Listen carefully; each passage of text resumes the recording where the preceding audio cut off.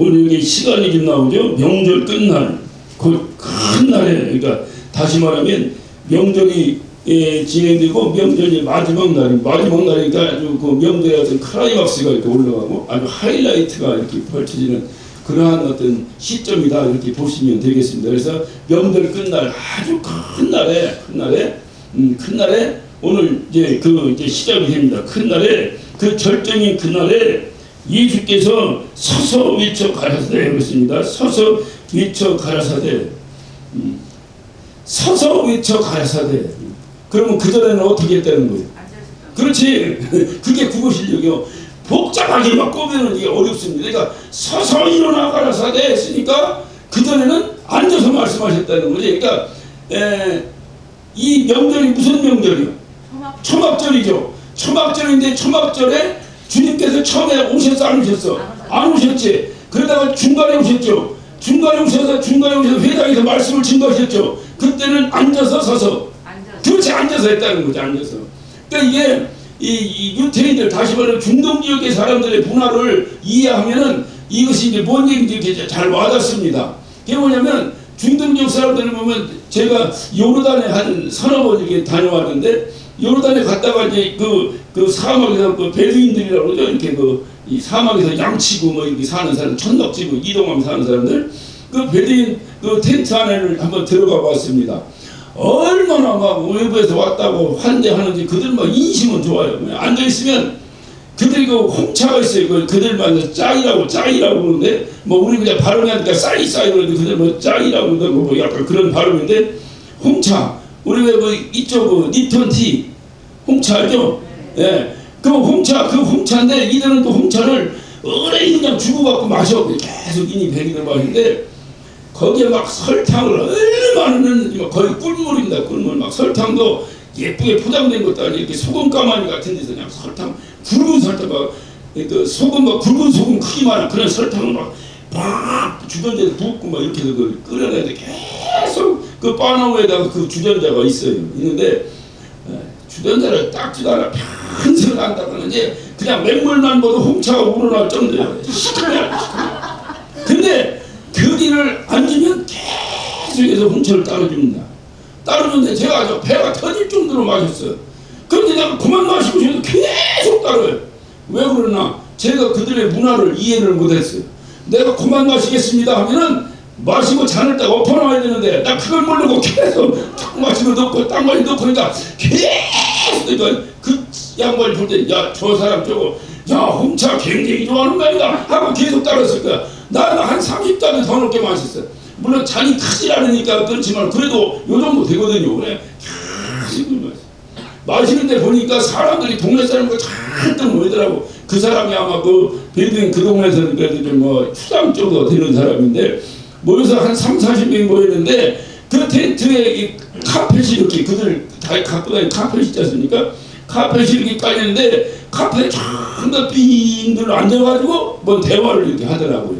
예, 우리처럼 뭐 한 사람이 서가지고 탁 설교하고 이게 아니고 빙 둘러 앉아가지고 이렇게 얘기를 해요. 그러니까 이 당시에도 주님께서 그 어떤 말씀을 증거하실 때 이렇게 앉혀놓고 둘러 앉혀놓고 이렇게 말씀을 전하셨어요. 그런데 오늘 37절에서 굳이 특별하게 명절 끝날 곧 큰 날에 예수께서 서서 외쳐가지고 서서를 강조하신 이유가 뭘까? 왜 평소에는 전부 앉아서 이렇게 말씀하시다가 왜 그 명절 끝날 큰 날에 그 가장 하이라이트의 그 풍성한 날에 가장 중요한 날에 가장 어떤 극적인 날에 그 뜻이죠. 이때에 주님께서 왜 자리에서 버떡 일어나셔서 말씀을 가르치셨을까? 네? 그래 그냥 우리 김웅남 집사님 참 아주 국어 실력이 너무 좋아. 굉장히 중요한 얘기를 하시려고 이게 여기서 말하는 게 말할 기회도 없고 막 어찌 보면 내용이 중요한 것도 중요하지만 찬스가 이거 이제 마지막 끝날이니까 이때 내가 저들에게 뭔가를 강하게 전하게 하는 거 안 되겠다는 뭔가 결단이 이루어지신 거지. 그러니까 자리에서 일어나셔서 그래서 여기 굳이 그냥 예수께서 미쳐가라사대 이렇게 써도 되는데 서서 미쳐가라사대라고 이 서서를 강조하신 거예요. 근데 뭔 말씀하시냐면 누구든지 목마르거든 내게서 와서 마셔라. 근데 여러분이 한번 상상을 한번 해보세요. 지금 계속해서 여기서 지금 앞에 강조한 게 뭡니까? 명절 끝날 그 큰 날에 이걸 어떤 뉘앙스가 우리에게 들어온가 하죠. 풍성하고 쉽게 막 조턴실 때 막 흥청망청 포도주에 취해서 흥청망청 뭐 먹을 거 풍성하고 뭐 어떠한 지천에 그냥 마실 물이 널리고 이런 상황이라 그 말이죠. 마지막 때 말고 잔치 끝물이요, 끝물. 이때 누구든지 목마르거든 내게 와서 마셔라. 이게 무슨 뚱딴지 같은 소리요. 지금 초막절을 광야에서 지내는 겁니까? 지금 초막절을 지금 뭐 예를 들자면 애국에서 나와서 광야 40년을 돌아가는 그 여정 속에서 지금 초막절을 지킨다면 광야에 먹을 물이 없어서 목마르니까 누가 나타나더니 갑자기 뭐 물병 하나 들고 와가지고 목마르거든 여기 와라 내가 물 줄게 이런다면 뭔가 얘기가 되겠는데 지금 여기는 먹을 게 지천이요 풍성풍성 다 그냥 술 취하고 뭐하고 막 정신없는 이 축제에 가장 클라이막스 이 시점에 느닷없이 말도 안 되게 누구든지 제한이 없습니다. 누구든지 목마르거든 내게로 와서 마셔라 라고 하니 이들이 그 말을 이해하겠어요 못하겠어요? 이들이 그것을 어떻게 이해하겠느냐 그 말이에요. 그러니까 이해를 못하면 그럼 나에게 와라 할 때 이들이 왔겠어 안 왔겠어? 아무도 안 하죠. 왜? 이해를 못하니 그게 뭔 얘기인지 알지 못해. 아니 지금 저 목마른 사람이 어디 있다고 당신한테 물을 얻어 마시라고 합니까? 아무도 안 하는 거예요. 다시 말하면 주님이 내가 나에게 오면 네 배에서 생수의 강이 흘러날 넘칠 것이라는 그 생수의 초청 그 어떤 메시지를 이들이 이해를 못한 거예요. 이해를 못한 거예요. 그러니까 주님께서 야 니들 목마르거든 내게로 와라. 그래 내게 와서 풍성히 마셔라. 그러면 너희들 배에서 막 생수의 강이 흘러넘칠 것이다. 이 말을 무슨 얘기인지 알아들었더라면 얼마나 많은 사람들이 찾아왔겠어요. 근데 못 알아들은 거예요. 지금 우리 목마른 사람 하나도 없고 여전까지 퍼마셔서 지금 뭐 갈증은 그냥 배가 터지게 생겼는데 뭔 뚱딴지 같은 소리냐 이러니까 아무도 오지 않는 거예요. 아무도 오지 않는 거예요. 그래서 우리가 이 말씀을 이해하기 위해서는 중요한 부분이 있는데 왜 주님이 그렇게 풍성하고 목마르지 않은 그 순간에 왜 목마른 자는 내게 오라고 말씀하셨을까? 이 문제를 우리가 이해하기 위해서는 이 당시에 초막절의 유래와 또 이 당시에 그 어떻게 초막절이 진행됐는가 하는 것을 조금 우리가 살펴볼 필요가 좀 있습니다. 그러니까 우리가 이 초막절의 유래는 레위기 한번 봐. 레위기 23장 34절을 한번 봅니다. 초막절에 대해서 말씀하고 있어요. 33절부터 제가 봅니다. 여호와께서 모세에게 가라사대 이스라엘 자손에게 고하여 이르라 7월 15일은 초막절이니 여호와를 위하여 7일 동안 지킬 것이라 그랬어요. 그러니까 초막절은 얼마큼 지키라고요? 7일 동안 지켜라. 7일 동안 지켜라 그랬어요. 거기 그 42절 너희는 7일 동안 초막에 거하되 이스라엘에서 난 자는 다 초막에 거할지니 이는 내가 이스라엘 자손을 애굽 땅에서 인도하여 내던 때에 초막에 거하게 할 줄을 너희 대대로 알게 함이라. 나는 너희 하나님 여호와니라 그랬어요. 여기서 초막절의 의미를 말씀하고 계신 거예요. 초막절을 며칠 동안 지키라고요? 일주일 동안 7일 동안 지키는데 왜 지키라고요? 광야에서 너희들을 하나님께서 애굽에서 이끌어내서 광야에서 사는 동안에 하나님이 인도하셨다고 초막에서 살면서 하나님이 인도하셨다는 것을 기념해서 너희들이 초막절을 지키라 그 말이에요.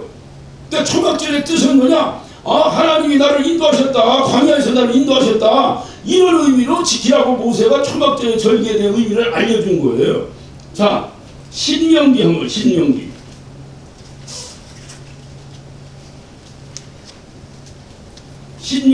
16장. 그런데 이제 신명기에 와서 조금 초막절이 조금 변형이 됩니다. 자, 16장 13절부터 한번 제가 드릴게요. 너희 타작마당과 포도주 틀의 소출을 수장한 후에 7일 동안 초막절을 지킬 것이요 절기를 지킬 때에는 너와 네 자손과 노비와 네 성중에 거하는 레위인과 객과 고아와 과부가 함께 연락하되 내 하나님 여호와께 택하신 곳에서 너는 7일 동안 내 하나님 여호와 앞에서 절기를 지키고 내 하나님 여호와께 내 모든 물상과 네 손을 댄 모든 일에 복 주실 것을 위하여 너는 온전히 즐거워할지니라 그랬어요. 조금 변형이 됐죠? 초막절이 레위기에서는 의미가 뭐예요? 어떤 간단하게 하면 애굽에서 탈출시켜 구원시키신 하나님께 감사해서 광야에서 살던 모습을 일주일 동안 재현해서 살아라 그 말 아닙니까? 그게 이제 초막절의 첫 시작인데 신명기에 와서 하나님께서 조금 의미가 조금 더 좀 이게 좀 뭔가 좀 변형이 됐어요. 이게 뭐 보태진 게 있어요. 그게 바로 뭐야? 그게 바로 뭐예요?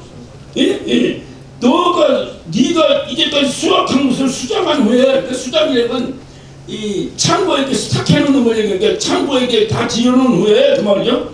다 들여놓은 후에 그러고 나서 이제 그 수장제를 지키라는 거. 수장제를 지키는데 그때 이들이 지키는 것은 15절 이제 끝물에 보면 절기를 지키고 내 하나님 여호와께 내 모든 물상과 내 손을 댄 모든 이제 복 주실 것이나 이들은 온전히 즐거워하라 그랬어요. 다시 말하면 초막절을 처음에 지키라고 한 것은 하나님의 구원의 역사에 감사해서 지키는 건데 그 이후에 신명기 16장에 와서 하나님의 명령이 조금 바뀌었는데 어떻게 바뀌었냐면 그 하나님이 구원하신 그 어떤 구원의 감사 플러스 뭐요? 그렇지 곡식을 수확한 감사가 더해진 거예요. 그래서 오늘날 우리는 이 초막절을 뭐로 바꿨어요? 추수감사절로 바꿨죠. 오늘날 우리가 추수감사절을 지키는 거예요. 추수감사절을 바뀌어버린 거예요. 그러면 왜 이게 하나님이 처음에 수장절을 초막절을 또 수장절이라고 하지만은 어떤 초막절을 이렇게 이런 의미를 지키라고 하시고 그 이후에 와서 왜 또 이거를 가미시켰을까? 이거를 위해서는 이 성경을 조금 또 좀 이해를 좀 하셔야 되는데 여러분 모세 5경을 기록했습니다. 뭐죠? 창세기, 출애굽기, 레위기, 민수기, 신명기 이렇게 5권을 썼어요. 언제 썼어요? 그러니까 연도를 정확히 얘기할 필요도 그냥 그 시기적인 것만 얘기해요. 언제 썼어요? 그걸 광야에서 썼지. 광야에서. 왜냐면 모세가 썼다며. 그 모세는 언제 살았냐? 광야 시절 사람이란 말이에요. 모세가 왕자로 타고 있을 때 쓸쓸히는 만무하고 그래 광야 끝나면 모세 죽었잖아. 그러니까 가나안 땅에 들어오기 죽었잖아. 그러니까 어쨌든 언제 썼든지 정확하게 잘 모른다 하더라도 광야 40년 그 안에 쓴 거예요. 그 안에. 이해가 되겠죠?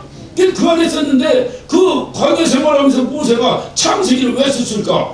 창세기의 주요 내용이 뭐예요? 창세기의 주요 내용은 딱 한 가지예요. 그게 뭐냐면 하나님이 창조주라는 거예요. 창조주.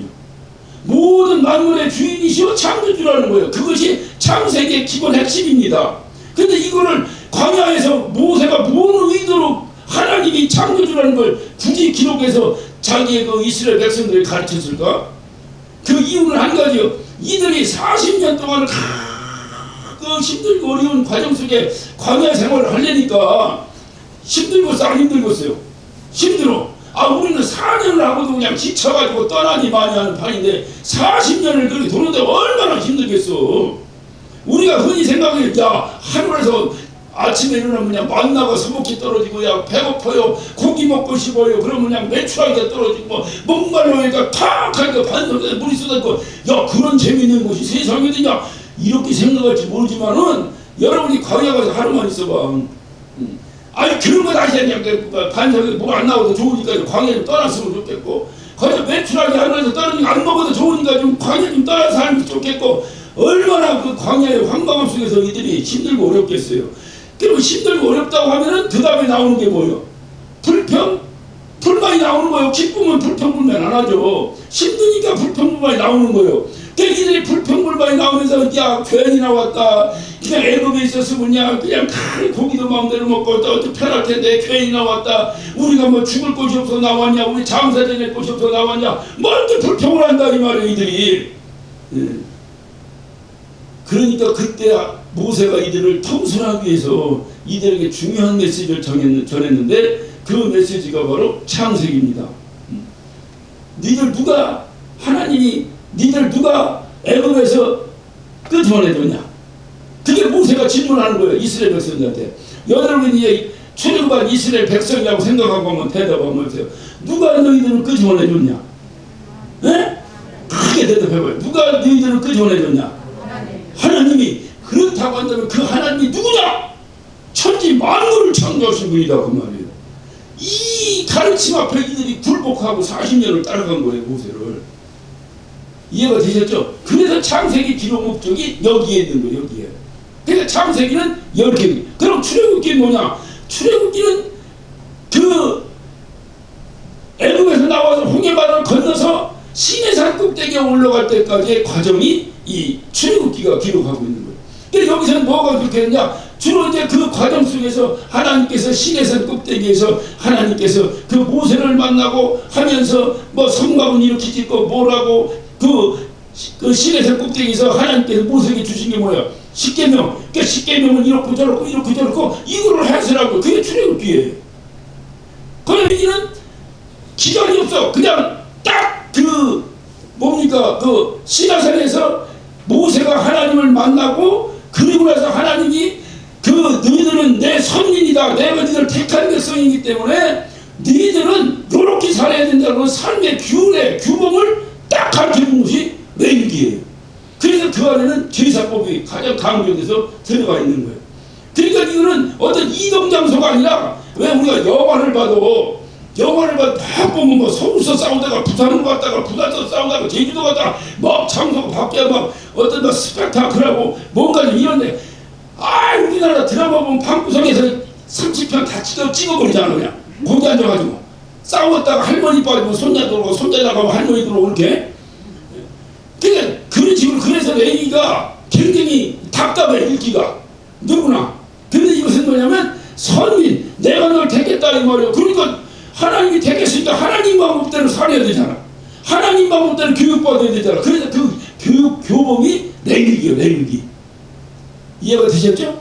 그 다음에 민수기는 뭐냐? 민수기는 이제 시내산에 출발합니다. 그 법을 받았고 출발합니다. 출발해서 모압 평지까지, 다시 말하면 요단강까지, 이제 그 바로 이제 건너기 직전에 그 이쪽 동편의 평야를 모압 평지라고 하는데, 이 모압 평지까지, 그러니까 그 느보산 꼭대기 올라가기 전에 이제 다 온 거예요. 다 온 거예요. 이제 요단강만 건너가면 되는 그 마지막 40년의 마무리까지를 기록한 것이 민수기예요.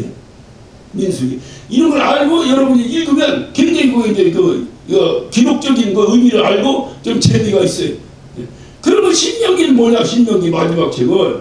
신명기는 이거는 여러분 이제 우리가 출애굽의 역사를 알지만은 출애굽한 역사가 애굽에 살다가 나왔어요. 나와가지고 애굽에서 살다가 홍해바다를 건넌 사람 중에서 가나안 땅에 들어갔어? 못 들어갔어? 못 들어갔어. 다 죽어버렸어. 그런데 가나안 땅에 누가 들어갔어? 애굽 땅에서 아니 광야에서 태어난 2세들이 이제 들어간 거예요. 1세대 중에 들어가는 거는 여호수아 갈렙 말고는 다 죽어버리고 이제 요 사람만 들어간 거예요. 그러니까 여러분 생각해봐. 애굽에서부터 다 430년을 뭐 그들이 다 당한 건 아니고 어떤 압제 속에서 살다가 하나님께 드디어 어떤 뭡니까 10가지의 피계입파 압도고 매육장 10가지의 그 재앙 속에서 이들을 건져내서 와 하고 나왔더니 갑자기 홍해바다가 가로막고 아이고 오도 가도 못하고 뒤에서는 애국 군대가 몰려오고 하여 진대양난의 순간 속에서 모세가 다 너희는 잠잠히 서서 가만히 서서 하나님이 어떤 일을 하시는가를 바라보라 하는 순간에 동풍이 확 불면서 홍해바다가 두루 쫙 갈라지는 거예요. 이 역사를 다 경험하고 눈을 본 사람들이란 말이에요. 그런 이들이 그렇게 나왔어요. 나온 이들에게 어떻든 하나님이 끊임없이 모세에게 말씀하시는 말씀을 전해주고 전해준 것이 민수기, 레위기, 출애굽기, 창세기 이렇다 이 말이에요. 근데 이 세대는 애굽을 살아본 적이 없어. 이 세대는 광야에서 태어난 거, 광야에서. 그러니까 이 광야에서 태어났는데 하나님이 약속하신 젖과 꿀을 넣다면 누가 들어가게 했어? 요 2세들이 들어가는 거예요. 2세들이. 그래서 모세가 이 2세들에서 집중 강의를 다시 하시고 집중 강의를. 그것이 신명기입니다. 그래서 신명기는 출애굽기 출애굽기, 레위기, 민수기가 막 복합돼 있어. 내용이 막 복합돼 있어. 여러분 여기 있던 얘기가 여기 있고 여기 있던 얘기 여기 있고 막 복합돼 있어. 그러니까 출애굽기, 레위기, 민수기를 종합해가지고 그 뭐야 이렇게 서로 이렇게 합쳐가지고 그렇게 해서 요약 재본한 것이 바로 뭐냐, 그것이 신명기예요. 신명기. 그러니까 신명기는 모세가 마지막 고별 설교하듯이 이렇게 그 이제 1세대는 다 죽어버리고 자기도 이제 느보산 꼭대기에서 멀리 철벽 꾸리는 땅을 바라보면서 이제 내 사명을 다했으니 나중에 사라져야 되겠다 해서 무덤도 없이 사라져버렸잖아. 죽어버렸잖아.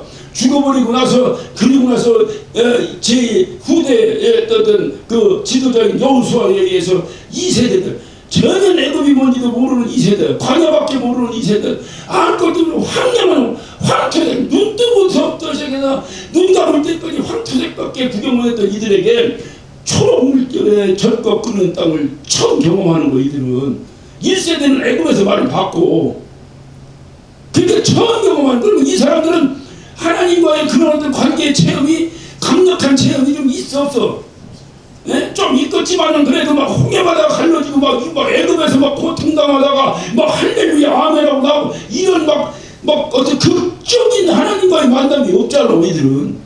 예. 그러니까 이들에게는 분명하게 다시 가르치지 않으면 안 되겠다. 그래서 모세가 다시 가르친 거예요. 다시 가르친 것이 신명기입니다.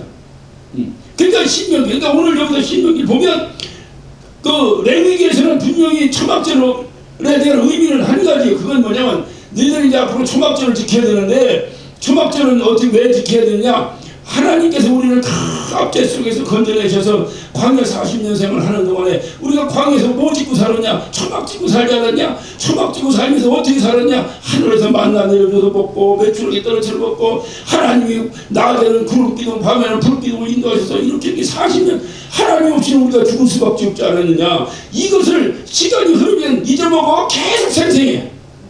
잊어먹어. 그러니까 잊어먹지 말라고 지내라는 절기가 바로 뭐예요? 초막절인데, 이 세대들한테는 모세가 하나가 더 가미된 거예요. 왜냐면 이 세대는 어디 갈 사람이니까, 주님의 약속하신 절거 꾸린 땅에 들어갈 사람들이니까 거기 들어가서 지켜야 될 것을 하나를 가미한 거예요. 네? 그게 바로 뭐냐면 40년 동안 출애굽하는 동안에는 이들이 농사 졌어 안 졌어? 안 졌어. 고기 잡았어 안 잡았어? 안 잡았어. 오직 아침에 일어나면 하나님이 주신 것만 들고 먹고 살았어. 그런데 가나안 땅에 요단강을 건너가는 순간에 만나가 끊어졌어 안 끊어졌어? 끊어졌어. 이제는 아무것도 없어. 이제 내가 이제 절거 끓였다고 해서 내가 수고해서 이제 먹어야 되는 거예요. 그러니까 가면 농사도 져야 되는 거예요. 내가. 그러니까 네가 농사를 짓고 이제 살아야 되니까 그 농사에서 나오는 수확을 쉽게 하면 광야에서 메추라기가 떨어지고 만나가 떨어진 거고 같이, 이제는 광야에 있을 때 가만히 있어도 떨어졌는데 이제는 네가 수고해서 떨어질 거예요. 그게 무슨 얘기인지 알겠죠? 그러니까 여기에 대한 기억을 해야 될 거예요. 기억을, 감사를. 그래서 이 추수감사, 수확에 대한 감사가 이 초막절에, 해피로 초막절을 즐기는 그 절기가 가나안 땅에 들어가서 농사를 짓고 추수하는 절기와 맞물린 거예요. 맞물리니까 추수한 그 감사도 플러스가 된 거예요. 더해진 거예요. 그래서 쉽게 말하면 모세 이후에 한 1600년 후에 예수님 시대 때에, 그럼 우리가 볼 때는 2000년 전이지만 모세가 볼 때는 쉽게 말하면 주먹구구로 얘기하면 2000년 후란 말이에요. 지금 예수님 시대가. 그러니까 이 예수님 시대에 2000년이 흐르면서 이들에게는 어떤 식으로 초막절이 지켜진 거야? 신명기에서 모세가 알려준 대로 초막절이 지켜진 거예요. 그러니까 나를 구원하신 하나님 감사, 그 다음에 뭐가 감사? 먹을 거 주신 추수 이거에 대해 감사, 이것이 더해져서 이 초막절이 지켜지고 있었어요. 예수님 당시에. 근데 이게 이제 초막절의 이제 정상적인 이제 의미예요. 의미인데, 여러분이 이게 우리로 이제 한번 이제 돌려서 한번 생각해봐. 이스라엘 사람들 얘기하고 우리로. 지금 두 가지 의미가 초막절에 있습니다. 하나는 뭐요? 나를 내 영혼을 구원시켜 주신 은혜가 있고요. 하나는 먹을 거 주신 은혜가 있어요. 이것이 1000년이 지났어. 그리고 500년이 더 지났어. 600년이 지났어. 이렇게 세월이 흘렀어. 흐르는 동안에 어떤 의미가 더 강하게 남을까요? 나를 구원해 주신 은혜가 남을까요? 먹을 거 주시는 애가 남을까요? 그러니까 우리나 이스라엘한테 똑같은 거요. 사람은 그 하나님이 딱 아담과 하와를 만드셨다니까. 예. 한국 사람 따로 만들고 제가 따로 만들고 하나님 만들어서 이렇게 똑같아. 생각은 인간은. 그러니까 이걸 잘 이해를 못하면 예배 시간에 목사 설교를 듣고 은혜 받아서 감사했던 그 기억이 오래 남을까요? 아니면 목사가 빵 사는 기억이 오래 남을까요? 네? 그러니까 이게 뭐 누구 흉보고 이런 게 이게 인간의 본연의 모습이에요. 왜냐면 먹고 살아야 은혜도 받을 거 아니야. 당장 은혜는 오늘 내가 은혜 못 받았어.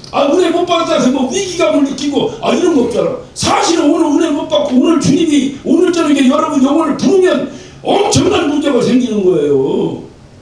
내가 은혜 받고 기쁨 가운데 주님이 나를 부르야 되는데 내가 은혜 받고 기쁨 때를 안 부르시다가 그냥 은혜 못 받고 시험들하고 팍 빠졌는데 주님 부르면 어떡할 거야.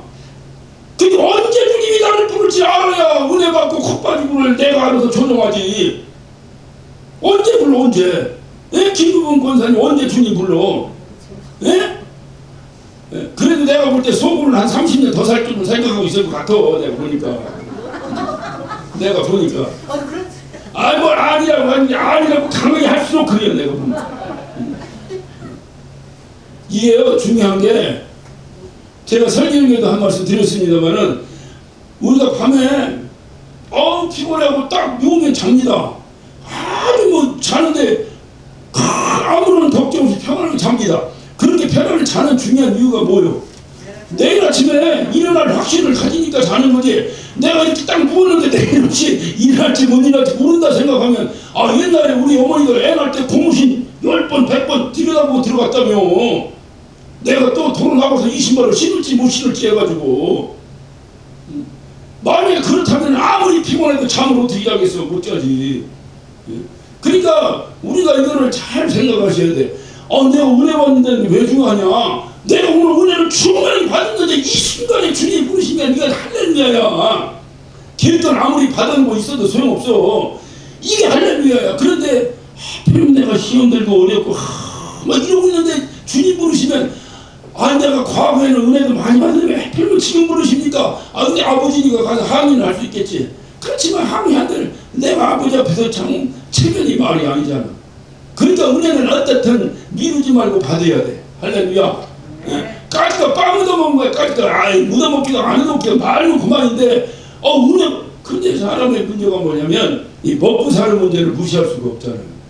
그러니까 이스라엘 백성들도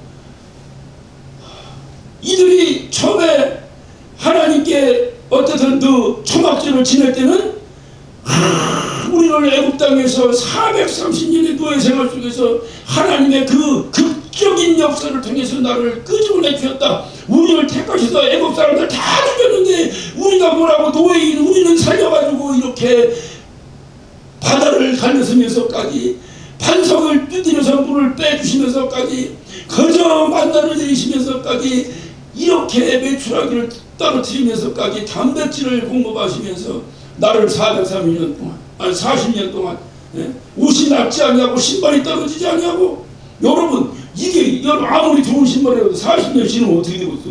근데 떨어지지 않았다는 거예요. 이런 엄청난 기묘막직한 하나님의 이 엄청난 은혜로 구원해 주셨다. 근데 이 은혜를 잊어야 돼, 안 잊어야 돼? 안 잊어야지. 안 잊어야 되기 때문에 그런데 그냥 같은 걸 잊어먹으니까 잊어먹지 말라고 일주일에 한 차례씩 절기를 해. 그 절기만 해도 탁탁 지내면 아이고 죄송합니다 잊었고 사는데 하고 다시 또 회심하고 이렇게 살게 하려고 주신 것이 절기예요. 그러니까 초막절뿐만 아니라 모든 절기가 그렇다 이 말이에요. 근데 이게 이 절기에다가 구원의 이 감사의 절기에다가 먹고 사는 문제까지 해결해 주는 은혜가 감사함이 가미되다 보니까 이게 같이 잘 어우러져서 이렇게 와야 되는데 세월이 흐르면서 애굽 땅에서 나온 것은 내가 애굽 땅에 가본 적도 없고 홍해바다 건넌 적도 없지. 그래 안 그래? 이 사람들은 그런 적이 없잖아. 그런 사람 다 광야에 죽었잖아. 오늘날 노인네고 젊은이들하고 끊임없이 이념 갈등이 있잖아요. 그 갈등이 뭐 누가 맞는 소리요? 노인네가 맞는 소리요? 젊은이가 맞는 소리요? 그 누가 맞는 건지 없어. 그러면 단지 노인들은 그저 일제 강점기를 거치고 그 어떤 동족 상전의 그 비극의 역사를 거치고 한국의 근대사의 그 험난했던 근대사 보릿고개를 거치고 하면서 말로만 듣던 그런 고통 가운데서 이 한국이 잘 살아진 것. 그러니까 이들은 뭘 생각하는 거예요? 끊임없이 옛날에 가난했던 대로 다시 돌아가면 안 된다는 거예요. 그러니까 깔끔한 인권이고 뭐고 그런 게 어딨어. 그냥 배고프지 말아야지. 이게 우선이요. 노인네들은 인권은 무슨 인권이야. 이 개돼지로 살더라도 내가 배만 불 줄 알면 되지. 옛날에 먹을 게 없어가지고 이들이 알아? 그런데 일제시대를 거쳤나 6.25를 거쳤나 보릿고개가 뭔지 아나? 이제까지 뭐 밥 먹을 게 없어서 초은 먹기라는 얘기를 책에서나 읽어봤지 언제 경험이나 해봤나? 이런 사람들에게 뭐요? 야 먹고 사는 거에 대해 그렇게 크게 이게 급박한 위기를 당해보질 않은 거예요. 여러분 한번 상상을 하면 가만히 생각해봐. 이 안에는 그래도 우리 권사님들이나 그래도 아주 시골에 살면서 그래도 끼니 걱정을 그래도 뭐 이렇게 경험하신 분이 계실 거예요. 아직까지는 우리 요 안에는 그 경험을 가지고 한번 생각해봐요. 저는 상상만 해도 비참해요. 따지가 내가 공부를 안 했더니 내일모레 시험이야. 야 큰일 났네 이거 시험 이거 어떻게 시험 보지 큰일 났네 하고 시험받아 떨어지고 시험받아 떨어지고 그거는 그때 기분뿐이지 그게 뭔 위기가 있냐고. 가장 고통이 뭐냐. 배고파 창자가 끊어지게 생기는데 먹을 것이 없는 거야. 이런 일 한번 당했다고 생각하고 지금 상황일 때 그것도 내가 혼자 당하니까 처자식도 함께 그걸 당하고 있다고 생각해봐요. 지금 현대시대도 있잖아요. 가끔 그 뭐 신문에 나잖아요. 느닷없이 뭐 한 가족이 무슨 뭐 함께 동반자살했네 뭐 했네 뭐 한 게 나오잖아요. 그 비참함이 얼마나 비참함이냐. 그러니까 인권이고 뭐가 필요 없어. 나 배만 안 불면 돼. 극단적인 이런 생각을 하겠어 안 하겠어. 그 노인 양반들은 하는 거요. 무슨 민주주의고 쓸데없는 소리를 민주주의하고 뭐야 그랬어. 다 필요 없다. 뭐 배불리 먹고만 살면 되는 거지. 이렇게 생각해 버리면 오늘날 젊은이들은 배고픈 적 본 적이 없는데 사람답게 살아야지 무슨 그래 마리주가 무슨 배부른 돼지보다 배고픈 소크라테스를 원한다 뭐 이러면 살아가는 젊은이들 앞에 노인네들 생각이 이게 맞아? 아니 이 양반들이 있으니까 개돼지가 뭐야 이 양반들이 응? 굶어 죽더라도 사람답게 살다고 죽어야지. 왜 굶어 죽어본 경험이 없거든. 굶어 죽는 건지 뭔지 모르거든. 그러니까 또 그렇게 생각하는 거예요. 어느 것이 맞는지 몰라. 잘 복합하면 좋겠는데 이게 너무 변이가 커. 이게 너무 커 이게. 그러니까 여러분 이걸 잘 생각해 보세요. 이게 배고픈 거나 이런 거는 경험 못 해본 사람은 잘 그런데 정말로 애굽 땅에서 430년 동안 큰 거에 생활하면서 그 얼마나 압제를 받은지 아들 만나도 묵기르게 때려잡아 죽여버리는 그 환경 속에서 그 애굽 그 엄청난 그 당시에 세계 최대의 강대국을 누가 이룬 거예요? 누가 이뤄? 그 애굽에 종살이했던 사람들이 손톱 빠지게 만들어 놓은 거 아닙니까? 그게 다. 그러니 그들이 그걸 만들 때 얼마나 이들은 보통 그걸 주인은 누리는 사람이야. 금방 그렇게 밥 먹었을지 모르지만은 이들은 애도 제대로 못 날 정도로 그렇게 어려운 삶을 살아갔으니 그 기억을 생각할 때에 다시 그때로 돌아가고 싶겠어? 안 돌아가고 싶겠어? 안 돌아가고 싶지. 그러니까 이들은 끊임없이 어떤 생각하냐. 하나님이 우리를 구출해 줬으니 이거 잊어먹으면 안 되겠다. 이거 잊어먹으면 안 되겠다. 이게 가진 일이 있는데 그 생각을 안 했던 사람은 살다 보니까 농사지려면 하나님께서 뭘 주셔야 돼? 이런 일을 내려주시고 늦은 일을 내려주시고 이래야 농사가 되는 거 아니에요? 그 동서고금을 막느라고 동경시대 때 신들은 전부 다 이 풍요의 신들은 다 하늘에 비를 내리냐 비를 안 내리냐 이거를 주관하시는 분이 진짜 신이라고 생각하고요. 그 이들이 바알과 아세라 신이 그 뭡니까 저 엘리하고 그 갈멜산 꼭대기에 뭐하고 비 내리냐 안 내리냐 싸웠잖아요. 그러니까 이들은 결국은 뭐냐 초막절을 지키는데 그 애굽에서 고통받고 먹고 살 때 없어 고통받고 그런 가운데서 하나님이 우리를 살려내서 끄집어내 구원시켜줘서 광야 40년 당연히 죽을 수밖에 없는 환경 속에서 아무것도 땅이 있으니 농사를 져 금은 있으니 고기 잡어 그런데도 하나님께서 굶어 죽지 않게 하시고 먹을 걸 주셔서 40년 살았다. 이 생각보다도 지금 가나안 땅에 들어와서 그 젖과 꿀은 땅에서 열심히 수고하니까 이런 데 내려주시고 늦은 데 내려주셔서 수확이 풍성하게 되니까 이것이 더 이들에게 관심이 있는 거 아니에요. 이쪽 과거의 이거보다. 그러다 보니까 이 모세가 신명기에서 명했던 그 방법이 진행되는 과정이 1000년, 1500년이 흐르면서 예수님 시대 때는 어떻게 됐느냐. 이것이 전부 다 하나의 매너리즘에 빠져버리고 형식적으로 변해버린 거예요. 학절에 가장 중요한 게 뭐냐? 처음에는 한 가지 우리를 구원해 주신 구원의 하나님께 감사한데 모세가 하나를 더 넣었으니 추수감사까지 같이 포함시켰어. 그러면 이게 변절되지 않으면 어떻게 해야 돼? 구원시켜 주시면 감사한데 또 먹을 것까지 주시니 감사합니다. 이래야 이게 이제 초막절의 절기가 맞는 건데 이게 흐르면서 구원시켜 주시면 감사합니다는 좀 싹간 좀 형식적으로 내려가고 뭐가 실질적으로 올라가서 추수감사, 이제 수확의 감사만 이렇게 남아버린 거예요. 그러니까 이 당시에 이들에게 있어서 초막절이라고 하는 것은 구원의 감사보다는 농사를 짓게 해달라는 안 믿는 사람들, 이방인들이 지내는 기우제 같은 형식으로 바뀌어버리는 거예요. 초막절이. 이게 바뀐 거예요. 그러니까 이들에게 있어서는 목마른 것이 뭐냐? 목마른 것이 뭐야? 비가 안 오고. 목마른 것이 뭐야? 포도주 떨어지고 물 떨어지면 목마른 걸로 생각하는 거예요. 육신적으로. 그러니까 영적인 감사, 구원의 감사는 영적인 감사는 사라지고 육적인 감사, 먹고 사는 것에 대한 그 풍성한 것에 대한 감사만 살아있으니 이들 생각은 오직 제사나 이런 모든 형식적인 것은 영이신 하나님께 드리는 건 맞는데 실질적으로는 그것은 다 형식적으로 드려지게 되고 오늘날 여러분 예배하는 건 누구한테 하는 겁니까?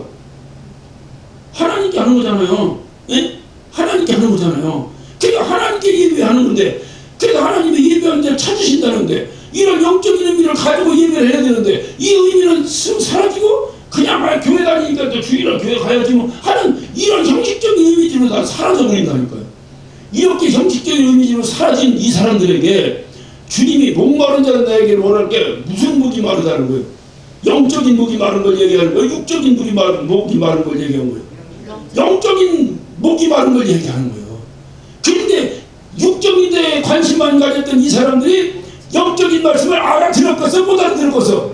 못 알아듣지. 당연히 못 알아듣지. 이제 뚱땅이 물이 여적파 마셔서 뭐 하나도 안 맞는데 무슨 목마른 사람 나오라고 저 미쳤나? 이렇게 생각했다 그 말이에요.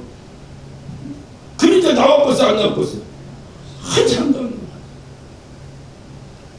안 나오길 고사하고 오히려 더 조롱하고 업신여기고 그런데다가 또 한 가지 이제 여기에 이제 역사적으로 이거 성경에 없는데 역사적으로 가미된 것이 있었어요. 초막절에. 그게 뭐냐면 그 애굽에서 나와서 광야 생활하면서 이 광야 생활이라고 하는 것은 다른 것보다 어떤 목마름이잖아. 목마름 광야. 그런데 여기서는 어떤 사막을 통과하려면 먹을 걸 쓰던 물은 있어야 되잖아. 물은. 그러니까 이 물, 근데 이 물을 반성을 내치니 물이 쏟아지고 막 하면서 그 쓴 물을 단물로 만들어서 퍼마시게 하고 하면서 끊임없이 하나님이 먹을 물을 공급해 줬으니 광야 40년 동안에 이 먹을 물이라고 하는 것은 이들에게 뭐예요? 생명수예요. 생명수. 그러니까 그것을 주신 것이 너무나 감사한 거야. 그러니까 그 의미도 하나 더 넣자. 뭐 매출하게 떨어뜨리고 우리 구원시킨 것도 좋지만 이 물 주신 것도 감사하잖냐. 그래서 이들이 그 예루살렘 성전 가까운 곳에 실로암, 지금도 이제 성수를 가면 예루살렘 성 이쪽 그 코너에 실로암 못이 있어요. 그 실로암까지 성전에 있는 제사장들이 그 초막절만 되면 아침부터 줄날에 있어서 쭉 가가지고 그 양도기로 그 물을 퍼다가 끊임없이 퍼나르는 거예요. 퍼나르서 그 뭡니까 신전 다시 말하면 성전의 제단에다 계속 물을 뿌려요. 그러니까 제가 지난 시간에도 한번 여쭤 계속 물을 뿌리는 일을 계속 한 거예요. 그 물을 뿌리는 일은 뭐냐? 반석에서 물이 이렇게 솟았다는 것을 상징적으로 신앙 고백하면서 감사해서 했던 이런 행위를 이들이 계속 한 거예요. 했는데 여기에 중요한 의미가 왜 물을 꼭 실로암에서 퍼왔을까? 이거를 주님은 아시는 거예요. 그들은 그냥 위에서 하나님께 했는지 아니면 최초에 누가 그 의미를 알고 했는지 모르지만은 실로암이라고 여러분 우리 요한복음 아까 이제 본문에 조금 요한복음 9장에 보면 실로암이 나옵니다. 7절을 한번 7절 우리 다 같이 한번 읽읍시다. 시작. 이르시되 실로암 못에 가서 씻으라 하시니 실로암은 번역하면 보냄을 받았다는 뜻이라. 보냄을 받았다는 뜻이라. 그러니까 실로암은 무슨 뜻이야?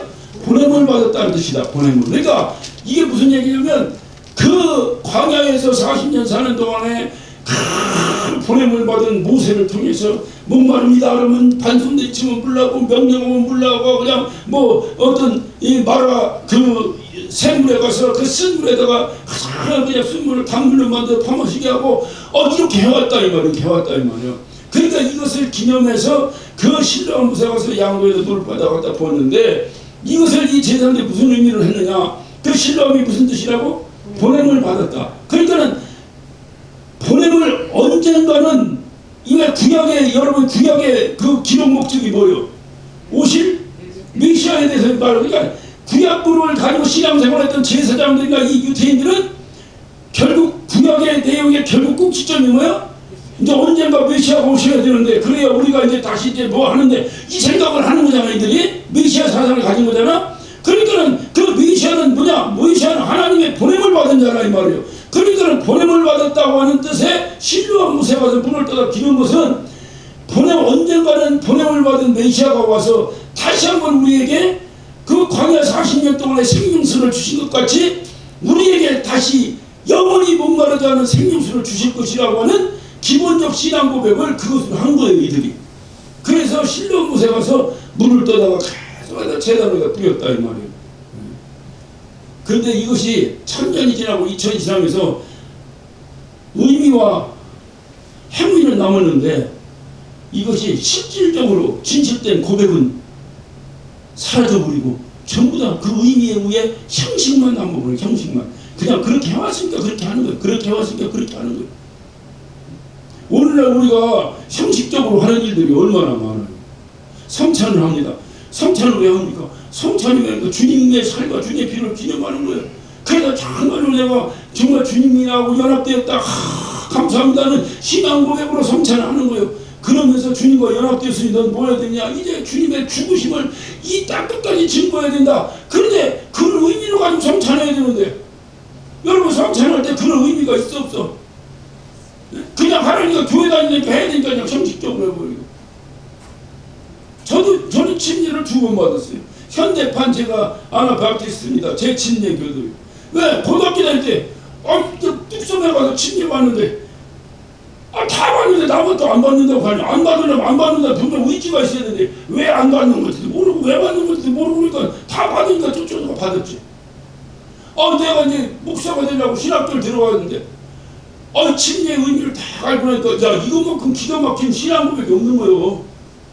그런데 앞으로 내가 침례를 집전해야 될 목사인데 내 신앙 고백이 지금 이게 아닌 거예요. 이게 그냥 어떻게 남들 하니까 수요받듯이 뚝섬 강물에 뛰어들어가 나온 것밖에 없는 거예요. 그래서 내가 괴로워서 내가 다시 침례를 받고 그때 물에서 올라올 때 막 물속에서 나오니까 그냥 물 뒤집어 쓰고 나오니까 그랬지 막 눈물이 그냥 콧물이 절절절 흘 때 그때 난 구원의 감격을 얻었던 그때보다도 나 침례하고 물에 나올 때 감격을 지금도 잊지 못해요. 의미를 알고 나서 그 의미대로 내가 순종하니까 그렇게 문제가 되더라고.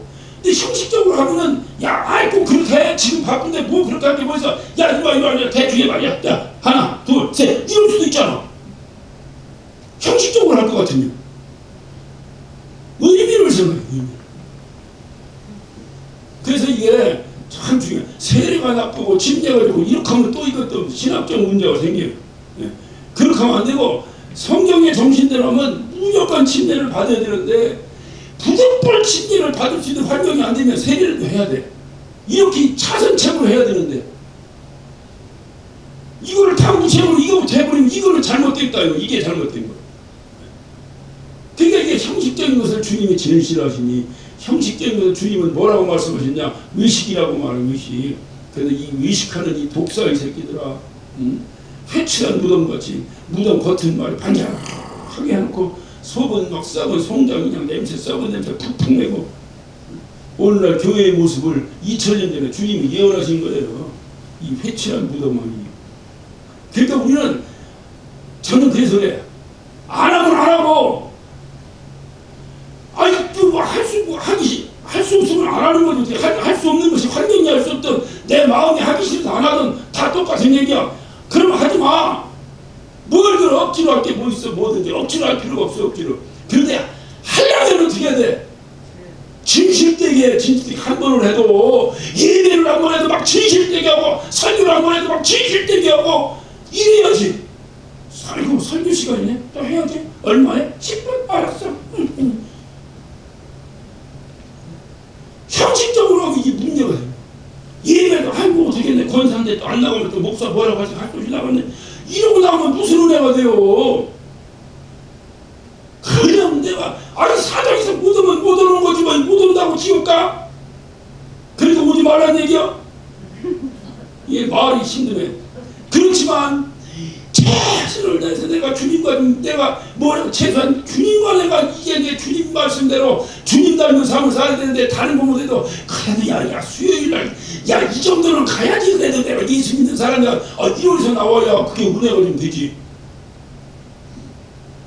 뭐 코로나니까 안 오고 뭐 그냥 야 코로나니까 안 올 것 같으면 그냥 예수 믿으면 사자불에 던지는다면 누가 오냐.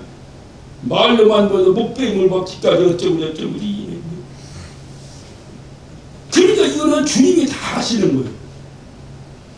주님이 다 하시는 거예요. 그러니까 주님이 왜 갑자기 물이 풍성하고 흥청망청한 그 순간에 목마른 자는 나에게 오라 이런 주책박은 소리를 하셨는지 아시겠지? 주님이 목마른 건 뭘 목마른 거예요? 영적인 목마름을 얘기하면 니들 육적으로 풍성하지 니들 하나님 앞에서 잘도 고작해가지고 먹고 사는 거 주신 거에 대한 감사만 하지 네 영원히 죽을 수밖에 없는 것을 살려내신 그 은혜에 대한 감사는 조금도 없지. 이것들아 그러니 목마른 자는 내게 오라. 영적으로 목마른 자는 오라고 말해요. 그래서 목마름이 없는 현장에서 목마름을 외치신 거예요. 근데 왜 안 오는 거예요? 뭔 얘기를 못 알아듣는 거라니까. 그러니까 영적인 의미를 받아들이지 못한 거예요. 여러분은 좀 받아들이시기를 바랍니다. 네. 여러분은 뭔 얘기하면 영적인 의미, 육적인 의미를 탁탁탁 받아. 아이 먹고 사는 거 중요하다니까. 누가 그걸 뭐래. 먹고 사는 거 중요하지. 그렇지만 그것 때문에 먹고 사는 것보다 비교할 수 없이 중요한 것을 놓치고 산다면 그거는 세상의 속물입니다. 여러분 우리 세상적으로 사는 사람부터 속물 같은 인생이라고 해야 안 해? 해야 안 해? 속물이 다른 게 있어?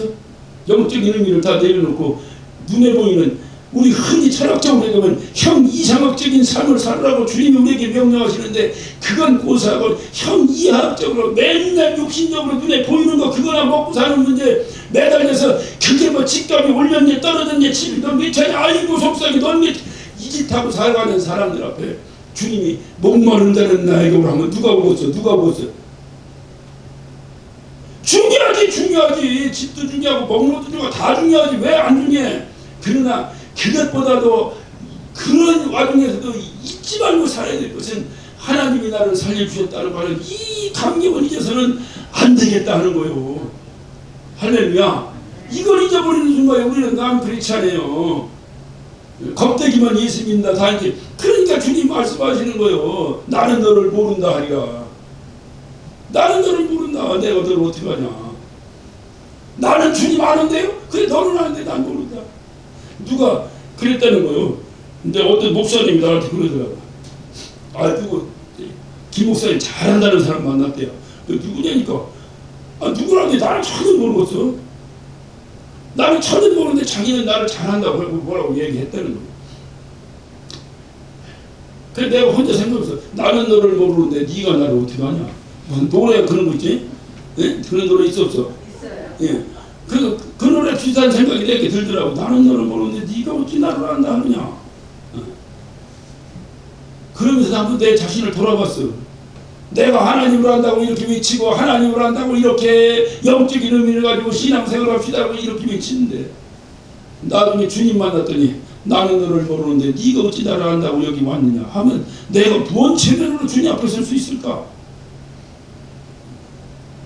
신앙생활이라는 것을 어쨌든 간에 우리 이제 주님이 오시든 안 오시든 주님 만날 때 얼마 안 남았다니까. 길게 남아봤자 30년 남았는데 무지하게 목사가 기만이 써가지고 30년 남았어. 30년? 야야 내가 여기 안수받고 얘가 부천 여기 담당할 때가 30년이 넘었다. 30년 아무것도 아니지 그게 30년이 뭐요. 그것도 무지하게 살아야 30년이요. 내가 30년 살면 내가 96이요. 할렐루야. 이빨을 할렐루야. 누구야 이게 누구야. 누구야라고요. 나 모실 사람도 없을지도 몰라. 내가 우리 아버지가 72세에 가셨어. 72세. 우리 아버지 장례를 치면서 뭐 무지하게 많이 사셨다 뭐 이런 것보다는 그냥 어른 돌아가셨다고 생각했어요. 그러니까 일찍 돌아가셨다는 생각은 별로 안 했어. 그냥 어른이니까 돌아가셨구나 이렇게 생각했어요. 나 5, 6년만 살면 이제 우리 아버지 나이 돼요. 내 꿈이 뭔지 아세요? 내가 그 자식이니까 옛날 그랬잖아. 에? 그래서 자식이 부모 앞에서 가면 안 된다고 이제 그런 거 있잖아요. 그러니까는 뭐 부모님 먼저 가셨지만 그래도 내 생각에 내가 그 자식이니까 우리 아버지보다는 좀 한 1년, 2년 더 살아야지. 그래야 좀 아버지 만날 때 체면 있지 않나 이제 나 혼자 그런 생각을 했어요. 그런데 그 생각할 때는 무지하게 많이 남은 줄 알았다니까. 그래서 난 72세까지를 내 목표를 뒀는데 후회를 해 지금. 그때 그냥 92세까지 할 걸 그냥. 왜 얼마 안 남았다니까. 얼마 안 남았다니까.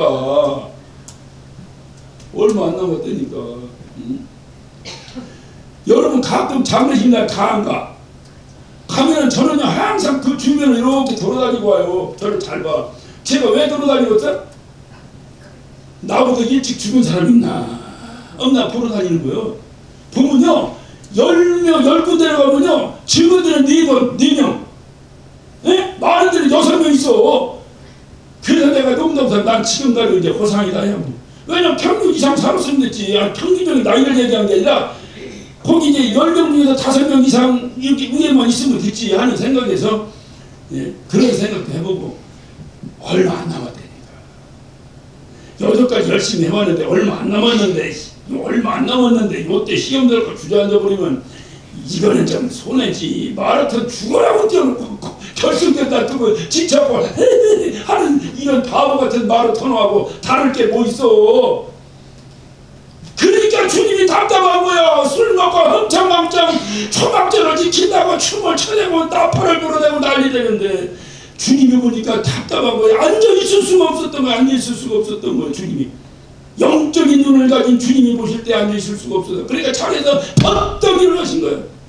일어나서 야 목마른 자는 나이구나. 거기 목마른 자면 어딨다고 목마른 자가 다 목이 그냥 물에 그냥 쩔어가지고 터진 사람들만 있는데 근데 주님이 목마른 자는 나이구나. 뭔 뜻이오? 영적으로 목마른. 니들 지금 육신적으로 흥청망청하는 것이 니들 삶이 다 아니다. 니들 영적으로 흥청망청 살다 보면 육적으로 메마른다. 그 육적으로 메마른 안타까워하는 사람이 있으면 나에게 와라. 나에게 오면 나를 믿으라고 말이지. 그러면 네 배에서 생수가 흘러날 텐데 그 생수감이 뭐냐? 오늘 여기 마지막 절에 뭐랬어요? 그것이 뭐예요? 여기 그것이 바로 성령을 말하는 것이다. 그러니까 예수 믿으면 우리 배에서 뭐가 충만한 거예요? 성령이 막 여기서 배라고 하는 것은 우리 그냥 위장 들어가 있는 배를 얘기하는 거 아니겠지? 우리 심령이 이제 이 안에서 그냥 막 성령이 막 폭포수처럼 쏟아나올 것이다. 이게 신앙생활이라니까. 이게 신앙생활이라니까. 뭐 쩍쩍쩍쩍쩍쩍쩍 뭐 쩍쩍쩍쩍쩍쩍쩍 하자 그냥 천국 가서 뭐 하려고. 그냥 이 배 안에서 그냥 막 생수가 넘쳐 흘러. 이 생수 넘쳐 흘러서 어떻게 하는 거야? 어디로 흐르는 거야? 메마른 대지로 흐르는 거지. 메마른 대지로. 목말라 하는 사람에게 또 흘러가는 거지. 이렇게 살다가 언제든지 주님 부르시면 할렐루야 아멘하고 가는 거예요. 우리가 살 곳은 그것이지 여기가 우리가 살 곳이 아니오. 그런데 육체를 주셨으니 여기서 사는 것도 참 중요하지. 여기서도 내가 어떻게 살아야 될 거 참 중요하지. 그래서 단순히 잘 먹고 잘 사는 차원에서 구원에 대한 영적인 관심을 잃어버렸다면 이것을 회복하셔야 돼요. 잘 먹고 잘 사는 거 참 중요하지. 근데 못 먹든 잘 먹든 공이 잊지 말아야 될 것은 이 구원의 감격입니다. 이것을 잊으면 절대 안 돼요. 그래서 우리가 교회 다니면서도 무슨 우리 농사 잘 져지고 무슨 뭐 사업 잘 되고 이 때문에 뭐 농사지. 오늘날 우리 얘기하고 농사지는 사람 쓰게 되고 사업이 잘 되는 거 뭐 돈을 잘 번다는 거 이런 거겠죠. 이런 것이 잘 되도록 그것을 기원하기 위해서 내가 예를 들어서 예배에 참여하고 그것을 기원하기 위해서 신앙생활하고 그것을 뭐하고 한다면 그런 것을 우리가 종교생활이라고 말해요. 그거는 내가 열심히 근면 성실하고 열심히 하고 하나님과 바로 서서 하면 주님 약속하셨어요. 내 영혼이 잘 된 것 같이 내 범사가 잘 된다. 그러니까 영혼이 먼저지 그것이 먼저가 아니라고.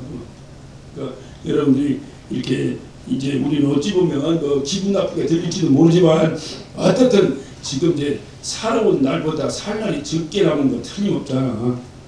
나머지 후반전은 더욱더 내가 주를 위해서 어떻게 내가 마무리할 것인가 이렇게 생각해야 되는데 우리 관심이 그곳에 집중돼야 되는데 만약에 그냥 먹고 사는 곳에 집중돼 있다면 우리는 심각한 세상의 질병에 감염되어 있는 사람들입니다.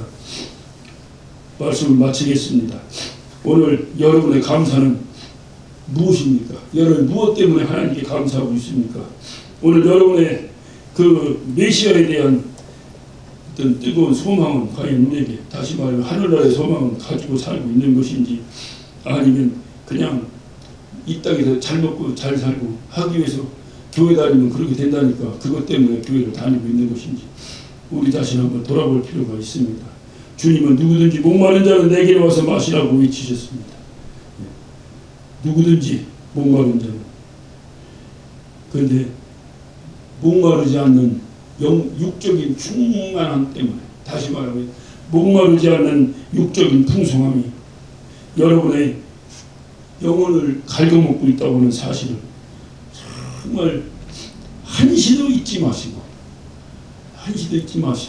사람이 육적인 풍성을 만족하고 주저앉아 있으면 내 영혼의 목마름에 끊임없이 목마름을 충족할 수 없이 내 영혼을 갉아먹고 있다고 하는 사실을 꼭 기억하시고 여러분 항상 그 영적인 목마름 앞에서 목마른 자는 내게 오라 하신 주님의 말씀 잊지 말고 항상 여러분 생명수 갈급하시면서 생명수가 풍성히 여러분 배에서 폭포수같이 쏟아나오는 성령 충만한 삶을 사시기를 예수 이름으로 축원합니다.